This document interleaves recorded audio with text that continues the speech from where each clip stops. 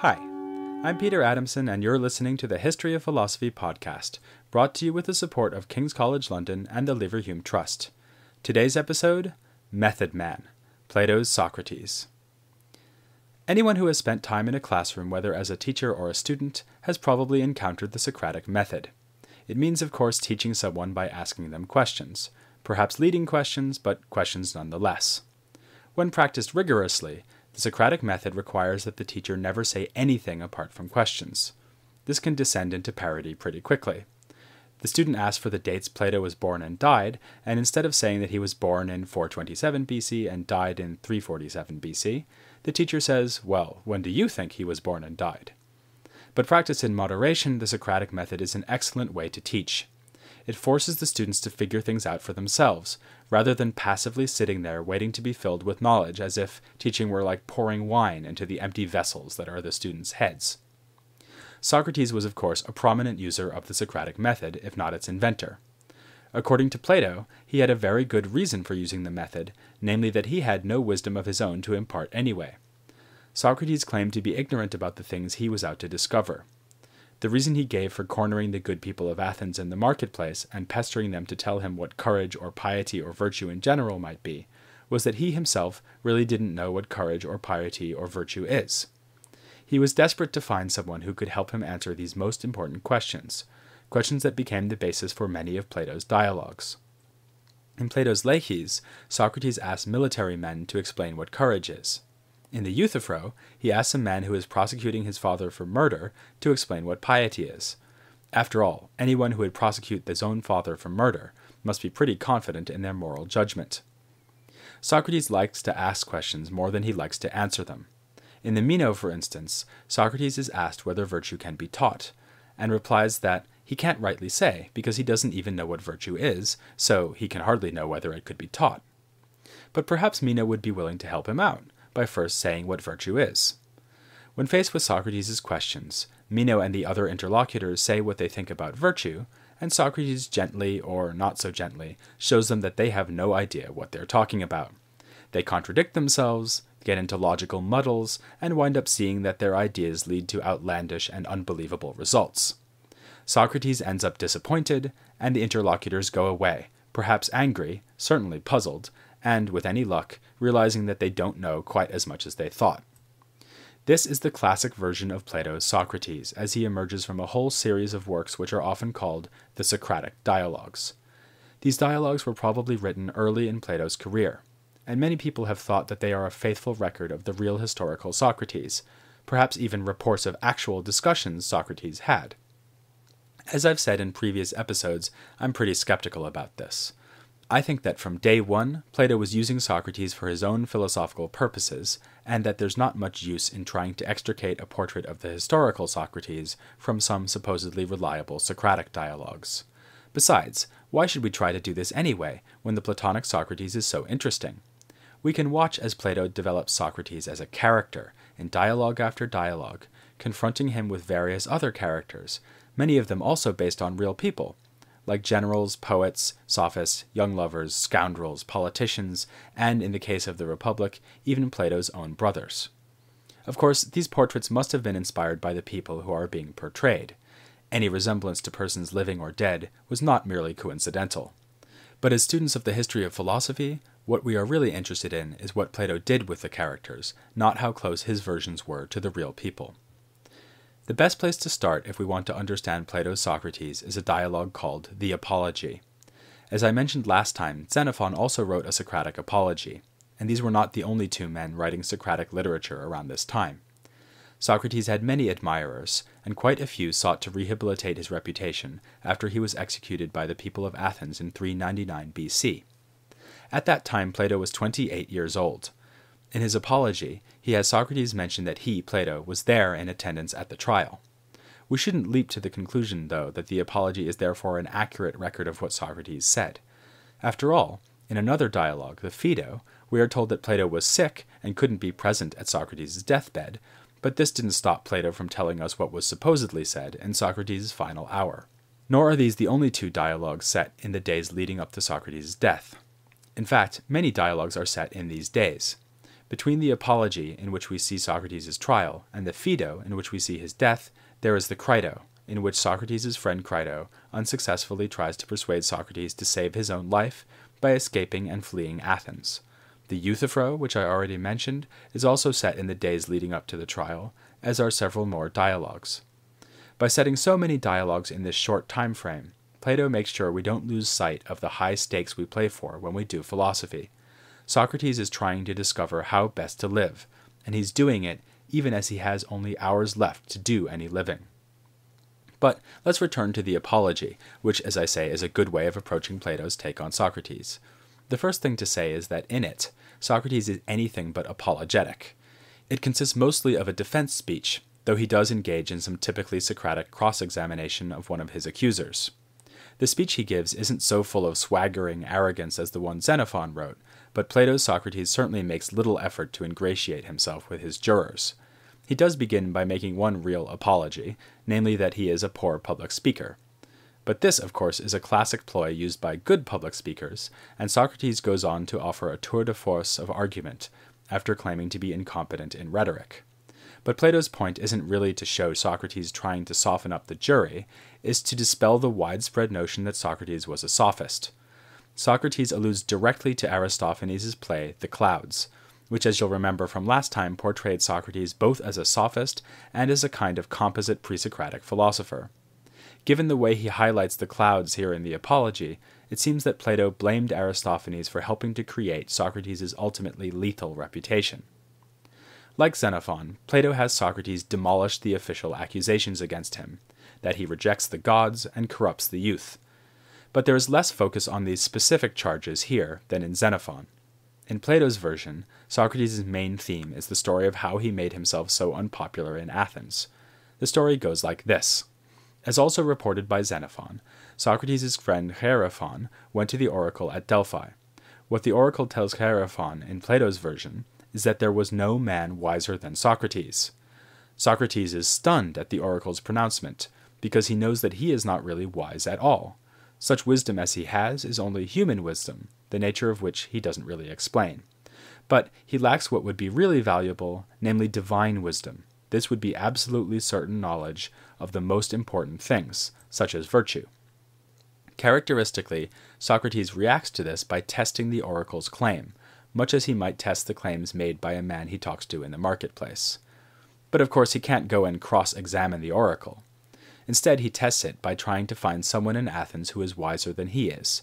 He goes to the obvious candidates, the politicians, the poets, and the craftsmen. He finds that they do know some limited things. For instance, the carpenters know how to make things out of wood, but none of these people possess true wisdom, the knowledge of the most important things that Socrates is after. What's worse, they get carried away with the little understanding they do possess, and assume that they must have true wisdom in addition to their little bit of expertise. Their false pretensions of wisdom far outweigh the value of whatever it is they do know.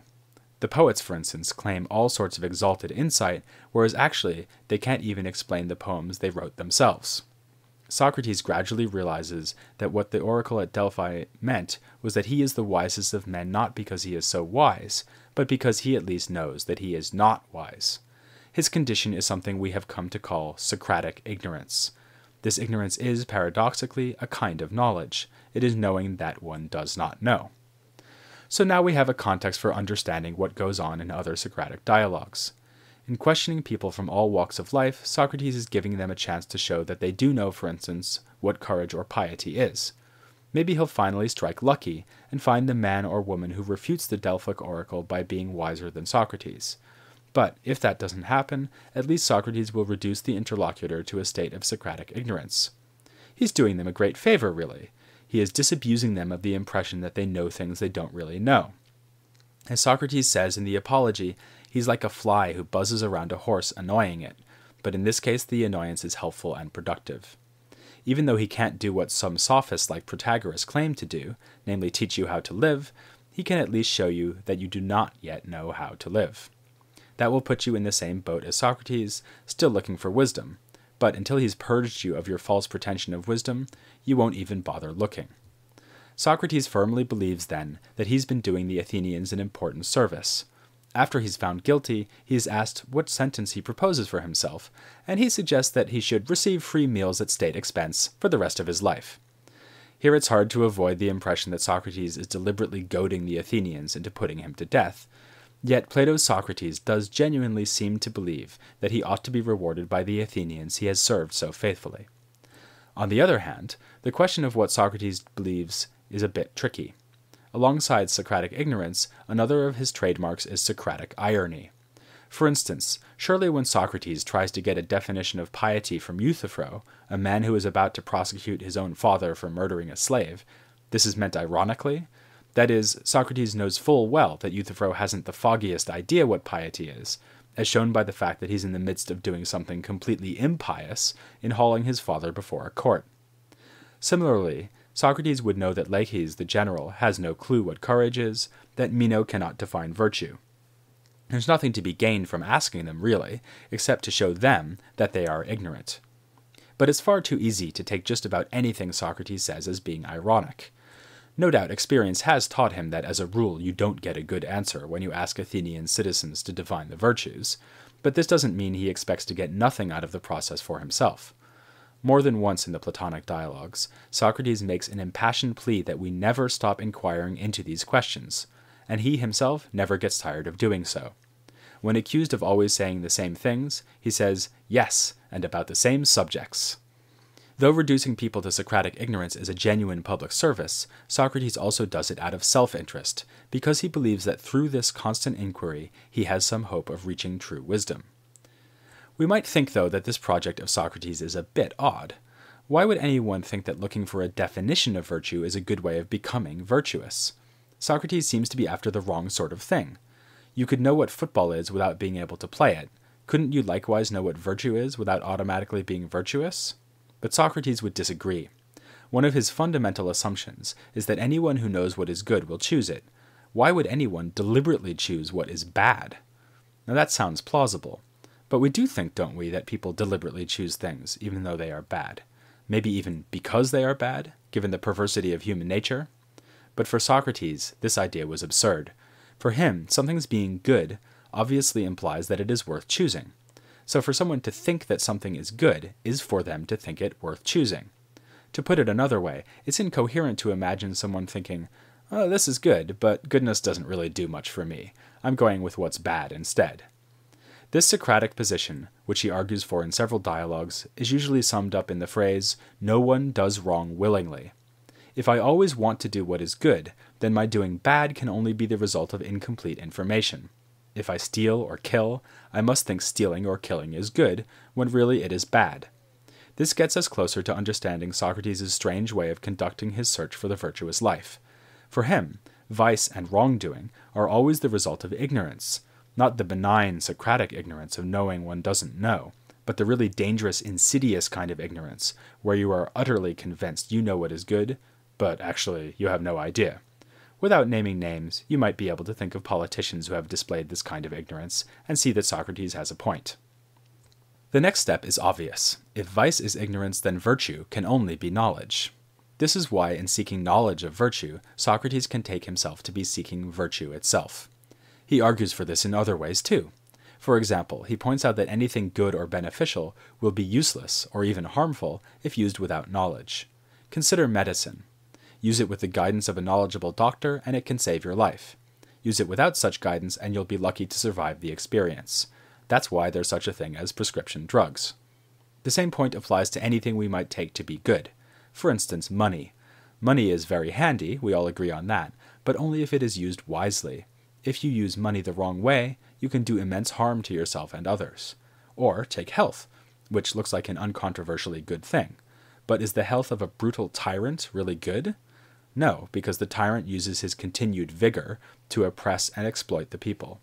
In every case, the apparently good thing becomes good only when you add wisdom.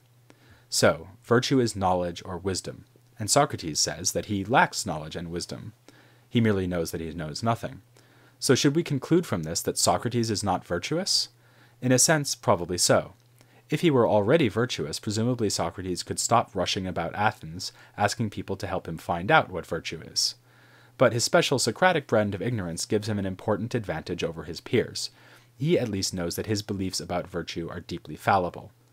And there's no reason to deny that he does have beliefs about virtue. Perhaps this is what he means by the human wisdom he mentions in the Apology. For example, he believed it was wrong to arrest an innocent man at the behest of the 30 tyrants, and believed it was right to fight bravely against the Spartans at Delium.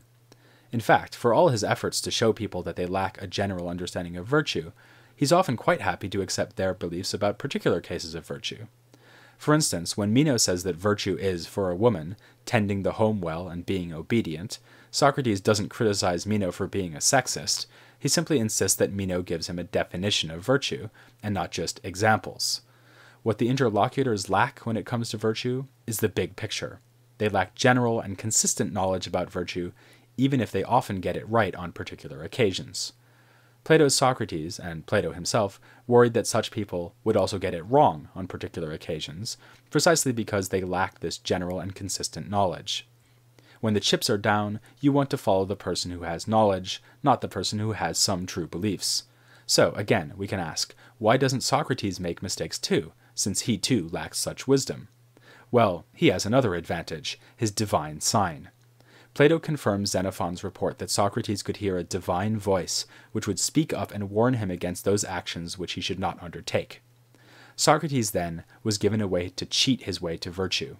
His true beliefs, tempered by the modesty of Socratic ignorance, were augmented by a divine sign, which pointed him towards virtue, or at least away from vice.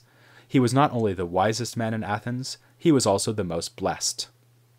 No wonder that Plato took him as the hero for most of his dialogues, especially since this was a man who loved conversation, and as a writer of dialogues, conversation was Plato's business too. Which brings us neatly to one of the central puzzles about Plato himself, one which will occupy our attention soon. The puzzle is, why did Plato write dialogues? Whereas Socrates wrote nothing, Plato wrote nothing in his own voice. He gave us no treatises or discourses declaiming his theories. Instead, he gave us a series of conversations. We'll start to look at those conversations in 2 weeks when we finally get to Plato. But first, we'll have another conversation of our own with my colleague Rafel Wolf, who will help us further to examine this most examined of lives. That's Rafel Wolf on Socrates, next time on the History of Philosophy Without Any Gaps.